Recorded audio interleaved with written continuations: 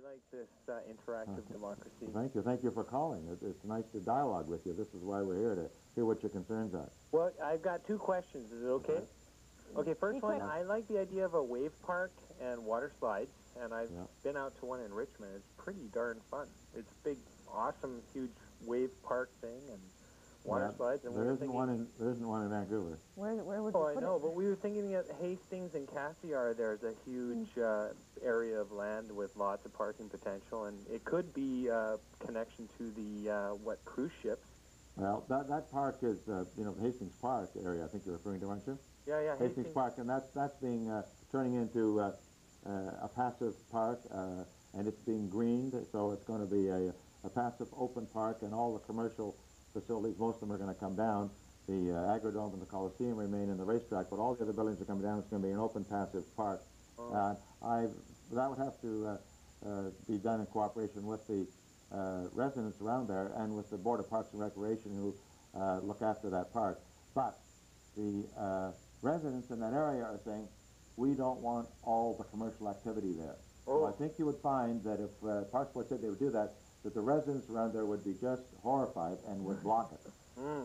You had another question, sir? Well, yeah, I wanted to know, what's the status of the Grandview Cut Goods Movement Corridor? Well, the Grandview Cut, since the provincial government announced that they're going to run SkyTrain between Vancouver and Lougheed Mall, and then Lougheed Mall to New Westminster, the Grandview Cut is going to be, is now designated as a corridor for the SkyTrain extension if it gets built. Oh, so that's the sort of thing as the ferries, they can...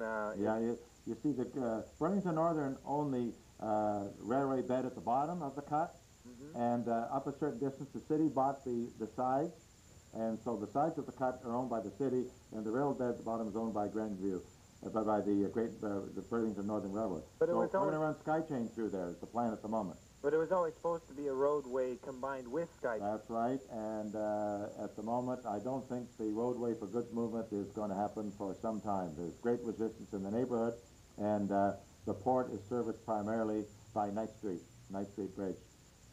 And what about the people just trying to get through the city? They have to zigzag through. There's no direct connect.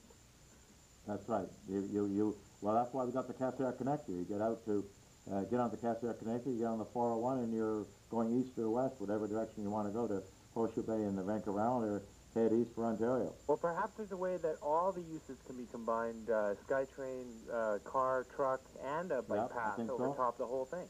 I was asked this many times in the late 80s and early 90s. We were dealing with this, and I always felt the Grandview Cut is perfect for goods movement. Put the great big semi-trailer trucks in there, and they run them through the cut and keep them off our arterial roads. Now, what if they cover it up and put a bike path over top of that? That's possible. I think he should be running for mayor. Yeah, why don't you run for council? You got some good ideas. I agree with you. I'll be a pro car. No, I think you're right. I agree with you. I mean, I think he's absolutely right. Yeah. I've always thought that should be used for goods movement. Well, how about this? Can we say that we need more pro-car people on council?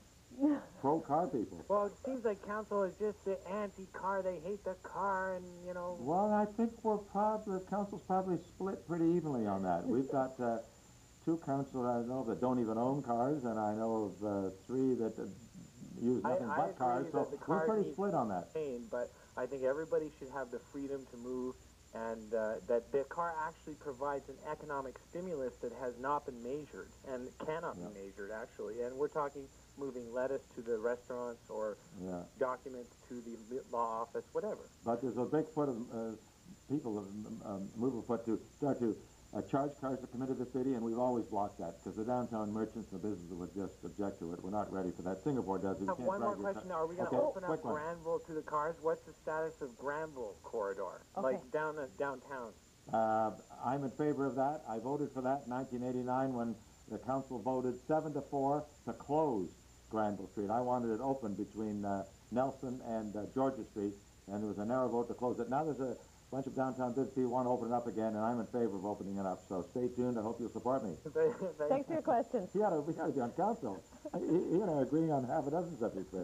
That's who you want running in the fall. He knows a lot about the city. It's good.